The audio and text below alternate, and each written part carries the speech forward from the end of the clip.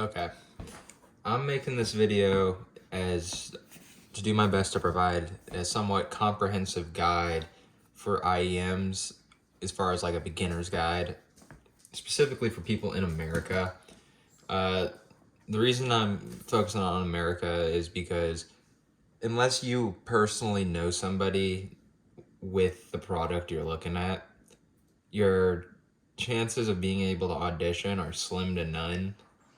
I know that there are companies that provide a return policy, and I guess you could order a bunch of things, try them out, send it back, do all that.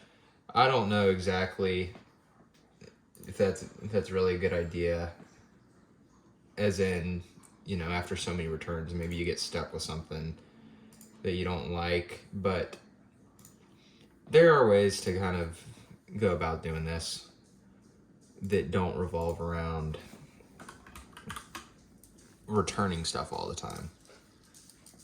So if you've watched similar videos to this, one of the things that you'll hear is basically this idea about buying a range of budget sets and then figuring out what you like based off those. That could be one way to go about it. That is actually not what I would recommend. And the reason I say that is because let's say you spend $80 on 4 different sets of $20 IEMs, the $80 set that you could have gotten is going to outperform all of those, regardless of the sound signature. So what I mean is that you may prefer a V-shaped sound signature at $20, or you may prefer a Harman sound signature at $20, but that is not really going to extend into the hobby, being that there may be a sound signature that you didn't like the $20 version of, but the $500 version is the absolute pinnacle, best thing you've ever heard. And because you ruled that off based on a $20 example, you're never going to hear it. Right? So I would start with one pair at a time. I wouldn't do the 5 or 6 pairs, figure out what you want from there. If you feel like that would be the best thing for you, do it, I guess. Once again, I just do not see that being the best way to go about it. So ordering IEMs in America.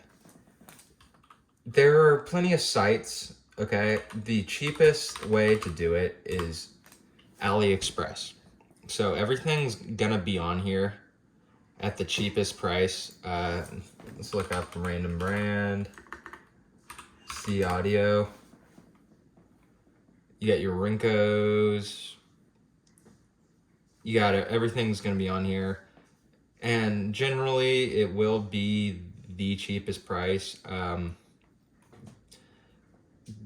This instances in which this won't be the cheapest price is basically if another website is running a sale on a specific item that could be priced lower than this.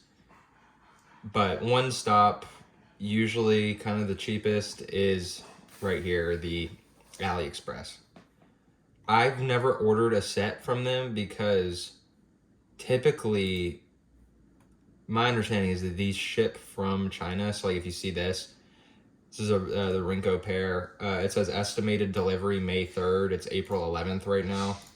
So there's no reason. I'd rather pay $5-10 extra bucks and get them, in 2 or 3 days than wait a month, personally, or 3 weeks. But if you're not someone who really cares, if you don't mind the waiting game, this is a good place, I guess. Now, if you can get a deal on a pair for the same price or around AliExpress's price, there's no reason to shop from here. You'd want to get something shipped from America. So let's look at some sites. Hi-Fi Go, Lensoul, Audio 46, headphones.com. There are plenty of other sites. You have Shenzhen Audio, APOS. These are the ones that I have the most experience with. I've ordered from other sites other than these, but I have nothing but good things to say. I would do Audio 46 if you're someone who cares about supporting an American business. This is like an actual brick and mortar store in New York, and they ship out from there. I have dealt with them and had no problem fast shipping. Hi-Fi Go and Linsol. These are two good sites. They are going to pretty much have everything as far as IEMs. Mostly everything you would want. If Hi-Fi Go doesn't have it, Linsol probably does, vice versa. And what I like about these two sites is that in America, they have an Amazon store. So you can get stuff from this Hi-Fi Go and Linsol site pretty much next day, 2 days maybe, depending on where you live. If you live in a more urban area, you could even get them same day. But as far as where to actually order them from, I would do Amazon, Hi-Fi Go, or Linsol.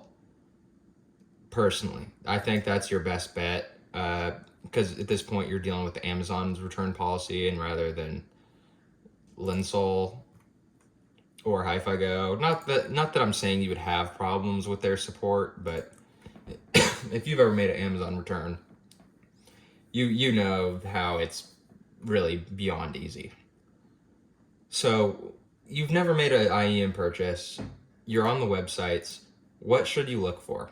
I already kind of said, let's not do the $20 sets. Let's see what we have, top sellers.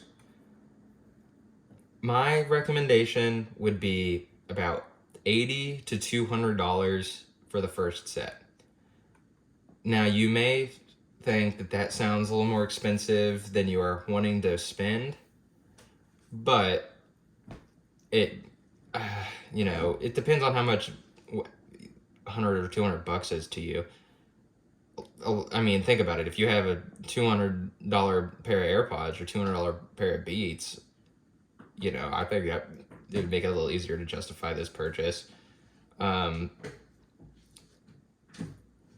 Now, which pair do you go with? That's the thing. Basically, what you're wanting to do is avoid this trap of watching reviews all day, because what's going to happen is you're going to watch a video. It's going to call let's take this for example. For a couple months, this was the best deal on audio. Many reviewers claimed this to be, we're talking about the Awful Performer 5. This is a 4BA 1DD. A lot of people called this the best deal on audio for a couple months. I think it has a proprietary electronic chip that does the crossovers, or, all these IEMs are going to have unique features. But what you could get trapped doing is waiting for the next best thing, or just thinking too much about it and not pulling the trigger. Because just a few months ago, maybe a year ago, these were at the top of the food chain, and now they're kind of been outperformed, from my understanding. A lot of people have sets in this price range that they prefer above this. That doesn't mean this isn't bad. That doesn't mean it's bad. This isn't going to sound different now than it did a year ago. There's just new stuff. This thing moves so fast. Let's see if I can go to new releases.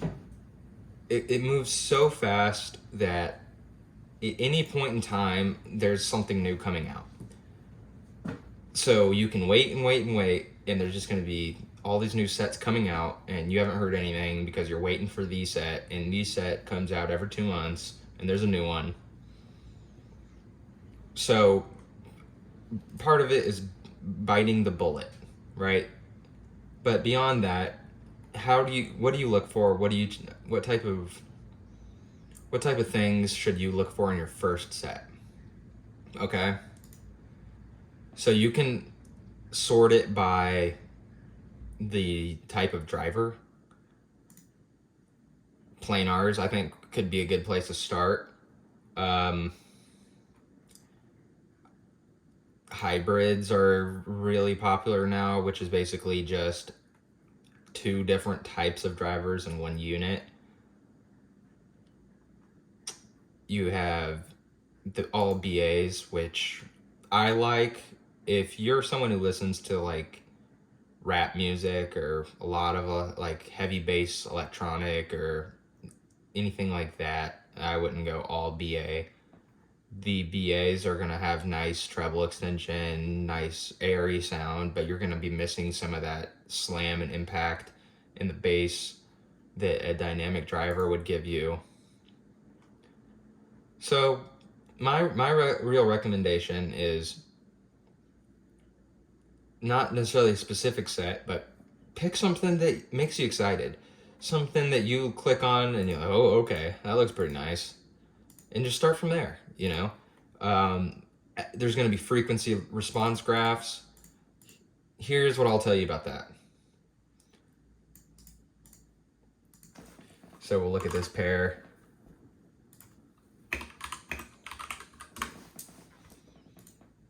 Every headphone is going to have this FR graph. There's going to be plenty of them online you can look at. They should look fairly consistent across measurements.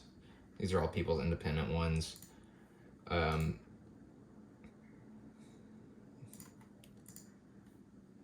Whatever. Don't care too much about this. Seriously. If you don't have a pair of IEMs, this isn't going to do anything for you because you don't have a reference. If you're trying to look up the FR graph of your AirPods and see how a set compares to your AirPods and try and guess how it sounds, it's not going to work. It's not at all. I say AirPods specifically because, first off, if you're listening to AirPods, the maximum bit rate that you're listening to is 256 kilobytes a second, which is not good. It's pretty poor. So there's just stuff that you're missing by having a Bluetooth set that you don't realize. I've heard good things about this one. I know this is kind of expensive, $260. From what I've heard, it'd probably be a good first one. If you're looking for all right, whatever, just shut up and give me a recommendation. I just made a video on the Nova.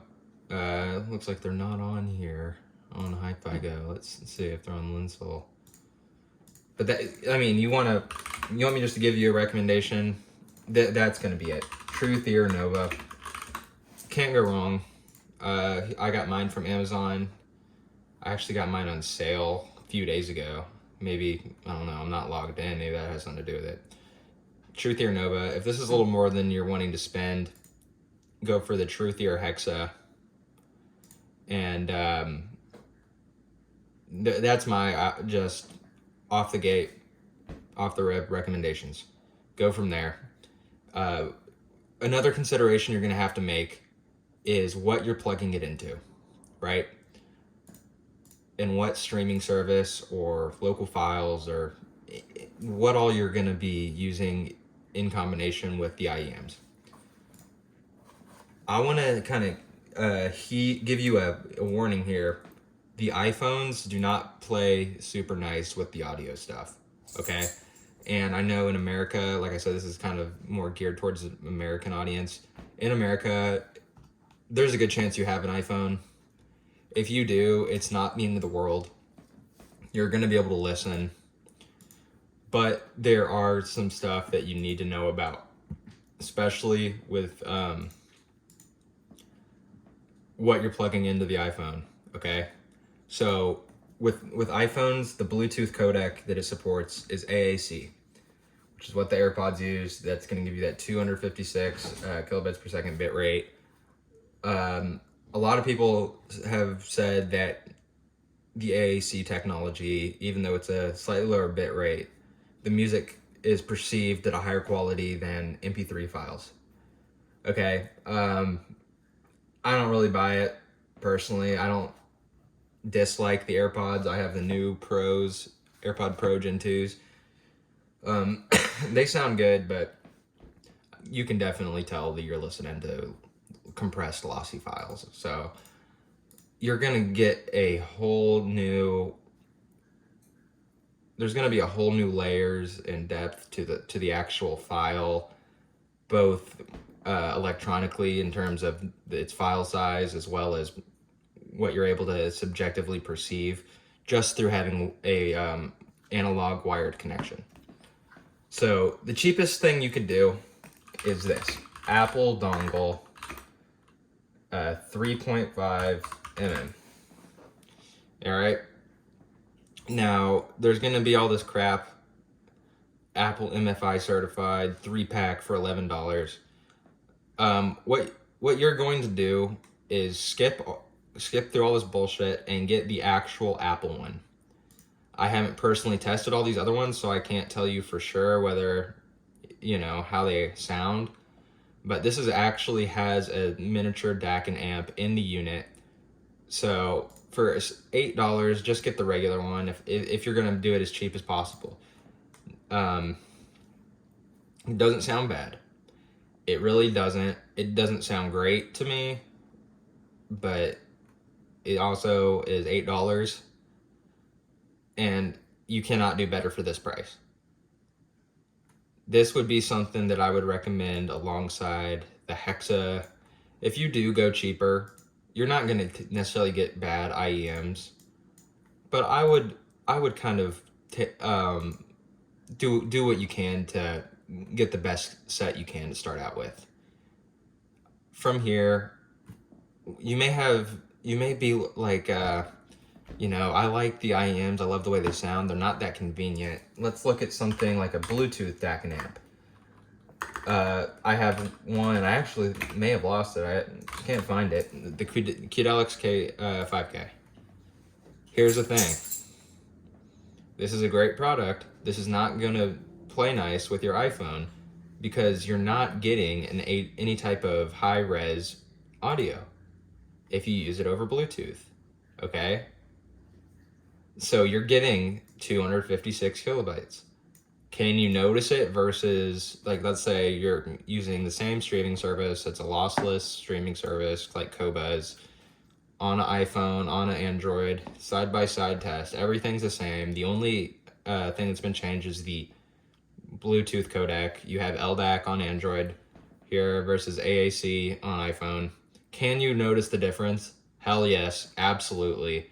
I personally would not invest in one of these units like this, especially anything close to or over $100 on the iPhone, because you're just going to be bottlenecked by the Bluetooth codec. So then you may think, well, can I just plug it in? There's USB. I can get a USB to Lightning. Well, you can, but it's not that simple. So you cannot just plug it in. You need essentially this. A Lightning camera adapter. I don't know if these other ones work. For sure the Apple one does. And it's $40. So your dongle city. You have this, then you have your other dongle, which this thing's actually fairly big. See, everyone's having to use this crap. So you have this, and then you have the unit. That's how you would use a wired DAC with the iPhone, is with this. I had a different one that did work, and it was made by Shamling. I know DD Hi-Fi makes some. Let me see if I can find the one I have. Shamling Lightning Cable OTG. It looks like it'll be it. Yeah, it was this guy, or this one's a different brand, but it looked like that. And it worked, but I would just caution you and let you know that if you have an iPhone and you really think you're going to be using your IEMs every day, you may want to look at some type of other portable Bluetooth solution. An idea would be a cheap-ass Android phone with USB-C. It really kind of doesn't matter what it is because it'll have LDAC and you'll have direct, USB-C audio out to your DAC easily if you wanted to do wired connection. And if you use Apple Music, you do have Apple Music lossless on Android. I have it. It works fine. So you can still use Apple Music lossless. There are workarounds with the iPhone, but it's not ideal. So when would you want to get a DAC, an amp, versus using the Apple dongle, right? Well, it kind of depends on what you're pairing with it. Let's go back to the Truth Ear Nova. $150 set. This is kind of where I would start to think that you would really benefit from an external DAC and amp to the point that it's actually worth it. If you have your $100 Qdelix 5K and your Sound Notes Zero, which people do like these. If you want to get them, get them. I'm not gonna shit on them. But it just doesn't make sense to have the $100 DAC and amp with $20 earbuds or IEMs, earbuds, headphones, earphones. Okay. Hopefully, that's kind of self-explanatory. What you're basically trying to do is get the best value, best bang for buck, most audio quality per dollar. And it does happen fairly quickly that in order to achieve that, you have to go beyond the Apple dongle, in my opinion. Some people swear by it. It depends on all sorts of factors. Audio is a hobby like anything else, and it's a skill to be developed, actually.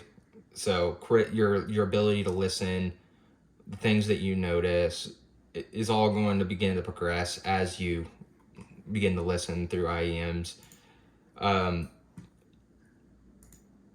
If you're kind of on the fence about IEMs versus headphones, you want something better than Beats or Sony, but you don't. And when I say Sony, I'm not talking about like Z1Rs. You know what I'm talking about. When you want something beyond that, you may like the idea of over-ear headphones. Here's the thing. Good quality over-ear headphones are expensive. Like, let's look at the Sundaras here. $350. This is the standard price. People love this set. This is a pair of open back planars. If you got $350 to throw down on this thing, sure. These are more power hungry. You're going to need a DAC amp, like a desktop solution, probably. You can definitely get away with a lot of the Bluetooth ones with, as well, but I wouldn't do it if you had an iPhone. I wouldn't be spending $500 to listen to something on AAC quality. But you could go this way. Bang for buck is IEMs, okay? Under $500, if you're really going for bang for buck or just for pure audio quality, it's going to be IEMs. So let's say you have picked out your pair, you've ordered it, you're waiting in the mail, or waiting for the mail to come in, and they come in. Then what do you do? All right, beginner's guide. So we'll look at the Novas here. It's just the pair I have on hand. There's going to be a couple things in the box. There's going to be the units, the actual, IEMs. You're going to have the cable and the ear tips. So first step is putting the cable on, which should be, I would hope, just intuitive. Basically, you have your ear hooks here. Understand that this goes back over your ear, so like they will be in this direction when you place them on. You're going to want to find some type of marking or signature. So this one has an R on the inside here for right. So, this is the right one. This one is marked with the R for right, and as simple as just inserting it. Okay. So your ear this goes in your ear, this hooks over the ear. That's simple. You should understand that, but I figured I'd explain it. And you have your ear tips. So how do you choose ear tips? A lot of these pairs or sets of IEMs, you'll order them and it'll come in and you get 20 different silicone tips, 3 different foams. You got 4 double flanges, you got 4 combo tips. How do you know what to use?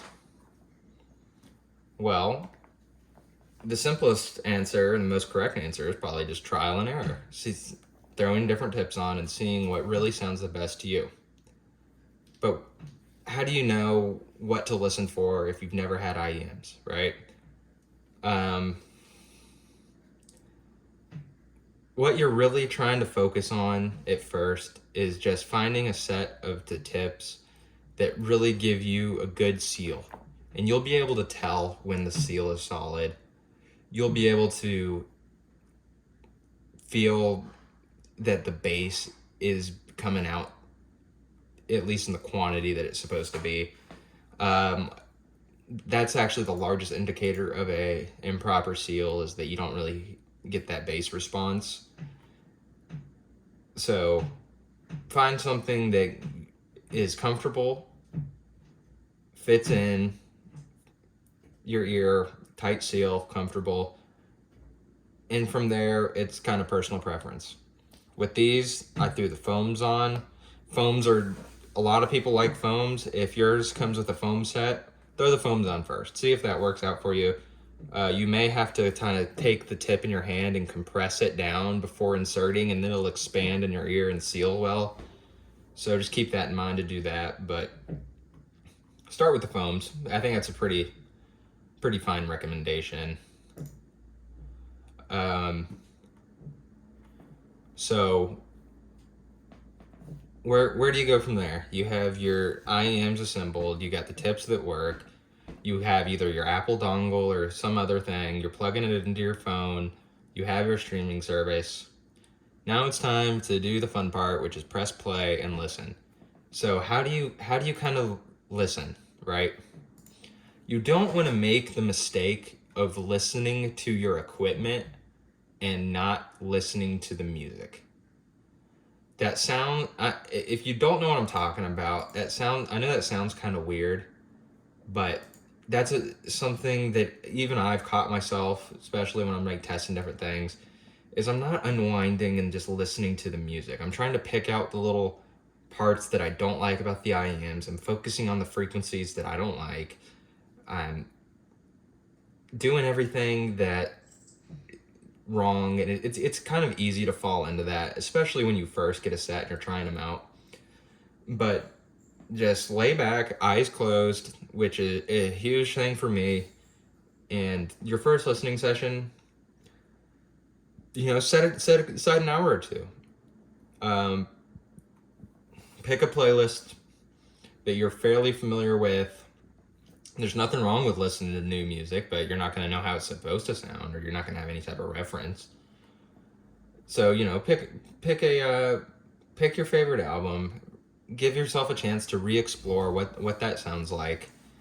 And I would imagine that you're going to begin to hear a presentation that is basically, I would describe it as a mental image, okay? I don't think that there's any way to truly describe what I experienced when I listen to music. It's going to be different for everybody. But basically, the instrumentation and stuff that you're going to get from a higher end set is going to create a hopefully 3D image of the sound. So bass is going to be far more dynamic. Let's say you listen to a rap song. In rap songs, if you're listening on your car stereo or your crappy whatever you're listening through, when those bass hits, it kind of feels like almost there's 2 bass notes. There's the boo, boo, boo, and that's it. That's not the case. You're going to quickly begin to realize how much dynamic bass can actually be.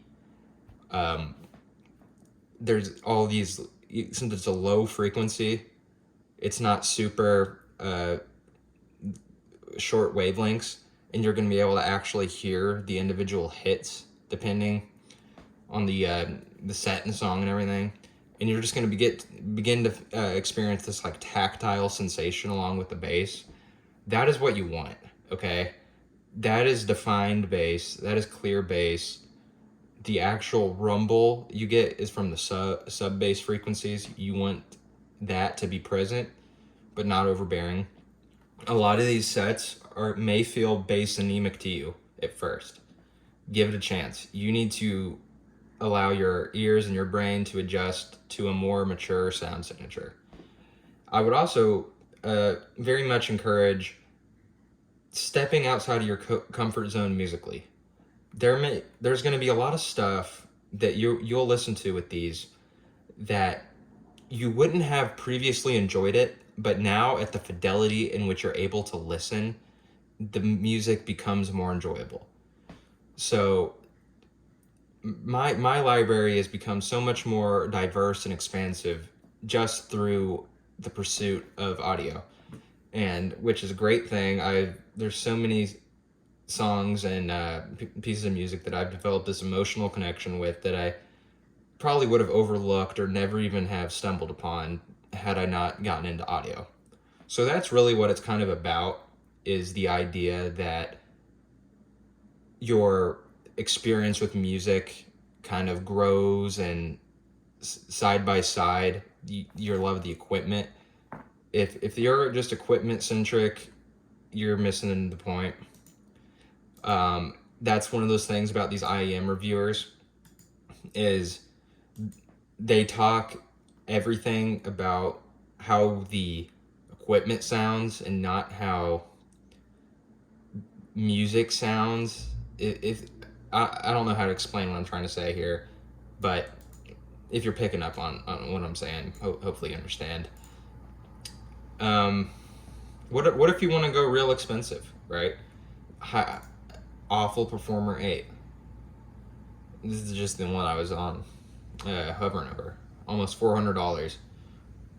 I'm not going to tell you it'd be a waste of money to spend all this for your first set. I mean, if you're able to drop some money, I know for a lot of people, $400 might not be that big of a deal. Yeah, if you have the disposable income to throw at it, hell yeah, start high. I personally would kind of try and say under 500, because you don't want to be $700-800 into a set that you find out you don't really care for, which is one of the reasons people do recommend such low end sets. But I think that you need to find a middle ground.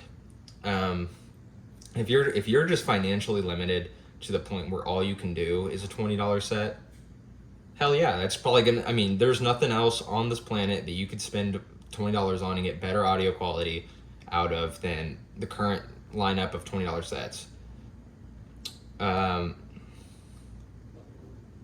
Let's see, DACs and amps. Here's your portable, or we'll go to Bluetooth. For IEMs, a lot of these are kind of geared towards IEMs. So I'm actually thinking of picking this one up. So these will have plenty of power for the IEMs and everything, and nice and small, good battery life.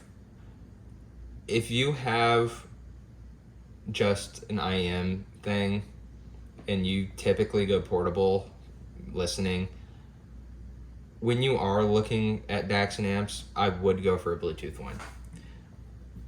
Even if you're on the iPhone, because you still have the option to do it wired. And even if you get a non-Bluetooth one on the iPhone, you're still going to need to use the adapter. So it's just the iPhone that's screwing you, not these. So I would go for one of these types of units. If you're in the IEMs and you're trying to get your first DAC and amp. If you don't care about Bluetooth at all and you want just the best one for the money, do that. The one I use day to day isn't Bluetooth, but it's expensive. It's like $300, and it sounds amazing. Do I wish it had Bluetooth? Sure, but if it did, it'd probably be, you know, $400 or $500, and I'd rather just save the money. So, to recap, don't overthink your first purchase. Think about, you know, the last time you went to the bar, went home with a, you know, none of the girls liked you, so you went home sad. You spent $80 on fucking beers. You're not gonna die if you spend $110 on the awful magic lens and it's not your thing. It's not gonna be the end of the world. Another thing I'd recommend is reddit.com/r/AV exchange. That is a great place. So some people are weird about, you know, certain things. If you don't mind buying a set secondhand, that's the way to go. That's the way to go while you're kind of finding what you want. So first off, you'll pay on PayPal using PayPal goods and services. Do not do friends and family. That's a scam technique. With PayPal goods and services, if it's not what it was supposed to be, if it's not in the condition it's supposed to be and everything, you can get a refund. If you do PayPal friends and family, you know, they ship you a rock and you're fucked. It was a friends and family's purchase. So AV exchange, get your stuff cheaper, wipe it down when it comes in.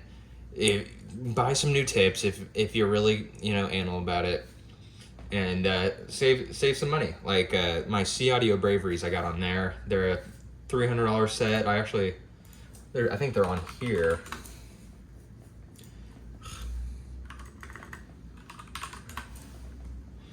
Yep, $320 on here. I got mine for $200 on AV Exchange, so you can save some big bucks doing that. Cables, stock cables, gonna be fine. If you're looking and you think that the Effect audio cables just look badass and you just want to have one, hell yeah, buy it. But you know, don't think that you're gonna just transform these $50 IEMs into something magical with a cable. Do cables affect sound? Yes. If you've heard that they don't, that's objectively incorrect. You can do measurements with different cables, and there is a literal difference in the measurements. Now, the kind of gray area is, are those differences in the measurement enough to audibly perceive the difference in sound? Could you blind test the same pair of IEMs, everything held constant but the cable, and be able to pick out what cable you're listening to? I don't know. I've never tried that. I probably would doubt that you could, but I have heard differences between cables. But the stock one's gonna be fine. I would kind of hold off on the whole cable game. That's kind of your last thing. I would pretty much have what you would think is the set, your end game, so to speak, if that's even, if you're someone who would ever even have one. I don't know that I am, but you know, get something real special before you start spending money on cables. Outside of that, you're not going to really get the best deal. So what about streaming services? Apple Music lossless is fine. Amazon HD lossless, fine. Tidal, fine. Don't buy into the MQA crap. I'm not going to go into it in this video, but basically MQA is a proprietary technology that does not necessarily result in a better sound objectively. I have MQA unfolding equipment, and I've listened to MQA files using it. I think it's just a marketing ploy, personally. My favorite streaming service that I've listened to is Qobuz. I don't currently pay for it right now, I don't think. Whenever I'm like really listening to certain genres, I'm really into like you know, the high-end instrumentation, high-end recordings, then I'll pay for Qobuz. And I think if you need a one and done, that's the best. I prefer it over everything else. Some people like Deezer. I do not have experience, but make sure that you are listening to lossless files. If you're listening to compressed, lossy files, it's kind of you're kind of missing the point and really missing out on how that kind of analog sound that you're trying to get through lossless files and analog equipment. If you're going to listen to compressed files, go Bluetooth. Because you're already going to have to be compressing it. So make sure it's lossless files. I absolutely can hear the difference between a lossless and lossy file. I'm absolutely confident that in an A/B test, I could determine which one was lossy and which one was lossless with 100% accuracy. So to me, that one's pretty cut and dry. Let's see. DAPs. You may be someone who just wants a portable music player. You may think, okay, I do have an iPhone. Instead of buying a shitty Android phone and an external DAC, why don't I just get a DAP? I don't have one because I do have an Android phone. They're not bad, a bad option. I personally wouldn't go for one that doesn't run Android because I think that it would be kind of overpriced if you can't even stream, like run the streaming services on it. Because at that point, I mean, you know, what are you paying for? It's just a MP3 player with a decent DAC. I would go for a dongle DAC before I went for something without internet access. But you know, that's just my opinion. Maybe you feel differently. Don't if you hear me say something you don't agree with it, don't put it into practice. This one looks pretty nice. I'd probably get something like this if I was gonna get a DAC or a DAP. I mean, but at this point, you better have a banging set. You better have some badass IEMs before you're dropping $800 on this thing. If you, like I said, if you just think they're cool and you just want to get one, yeah, go ahead. But you better not have, you know, $200 IEMs in this. That's a waste of money. As far as spending the money, headphones. So instead, if you wanted to, let's say you have $1,000 budget to get the best set of, or just the best audio experience possible, I'd put $800 or $900 into the headphones. That's going to make the biggest difference more than anything by far. Is what you're actually, you know, the set you're listening to. Beyond that, I mean, the next thing is going to be your DAC and amp. Here's the dongles. These are the wired. These aren't wireless. Anything around $100 is going to be fine. I don't have experience with everything to be able to tell you this set's better than that and that's better than this. FIO, people generally like them. KA3, this one's balanced. Don't care too much about the balanced shit. Basically, what balanced does is it ensures that you are getting balanced channels. There's no, like, your left ear isn't playing right or louder than the right.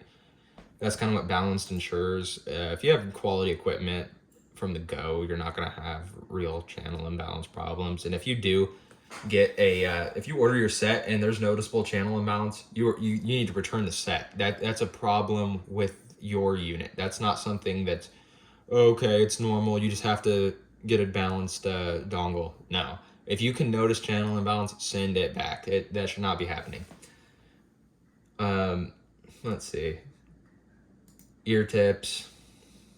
You can buy them. I never feel the need. I kind of just use what comes with them. If you have picky ears with either the fit or the sound, maybe you can try experimenting, but I've never had an issue. Cases, which this is important. If you're spending a couple $100, get a $15 leather case that fits it all, you know. Depending on your set, most sets do come with a case. As a matter of fact, I would imagine all sets, at least $50 and up, all sets come with a case. If yours doesn't, or if yours isn't gonna work for you, buy a new one because, you know, you're spending good money on this stuff.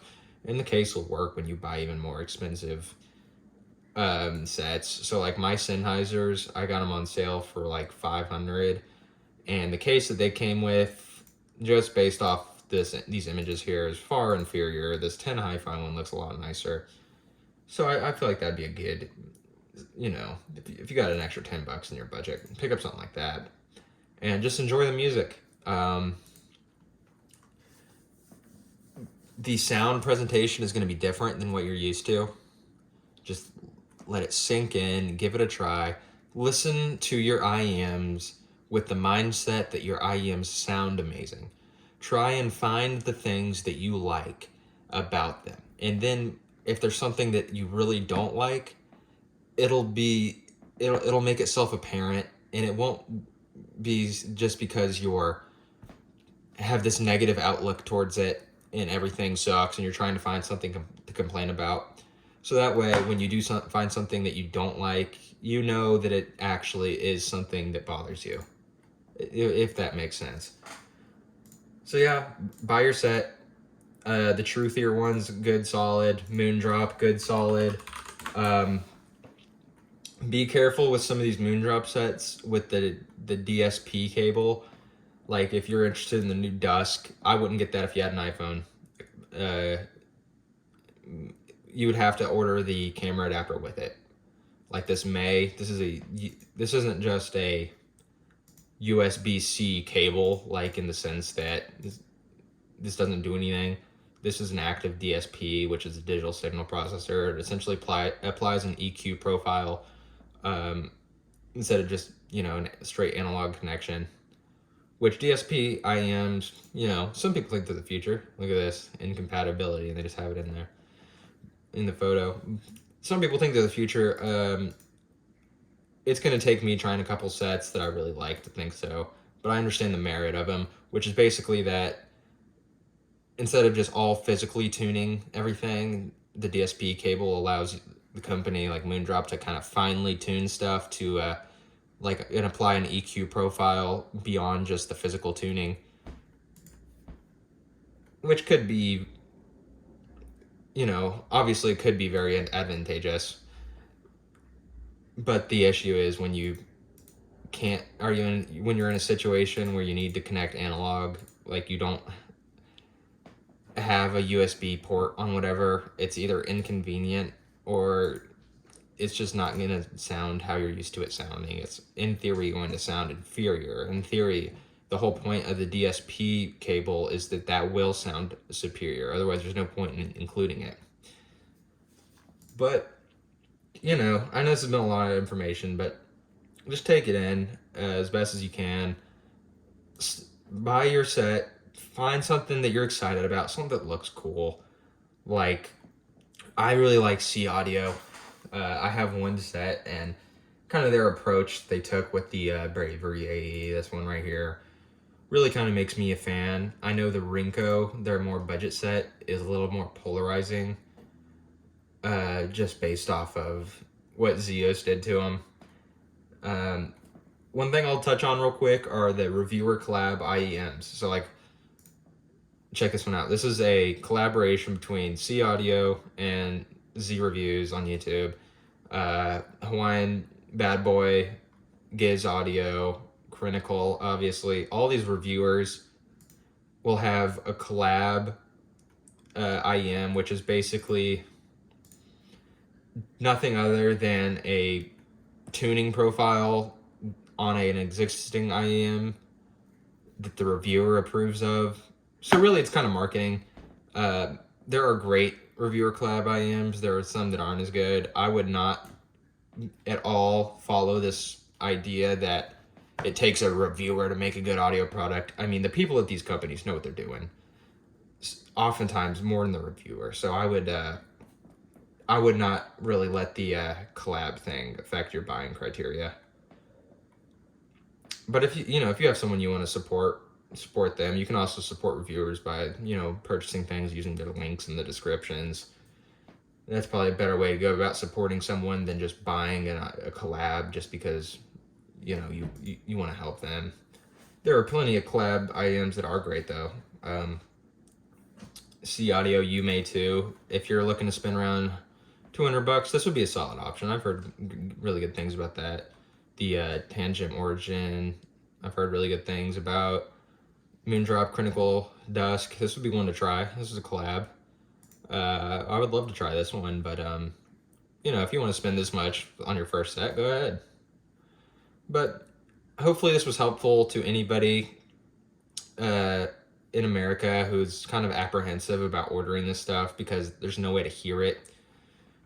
Really, you're either just going to have to find somebody that you know that has them, which probably is not the case, or just bite the bullet.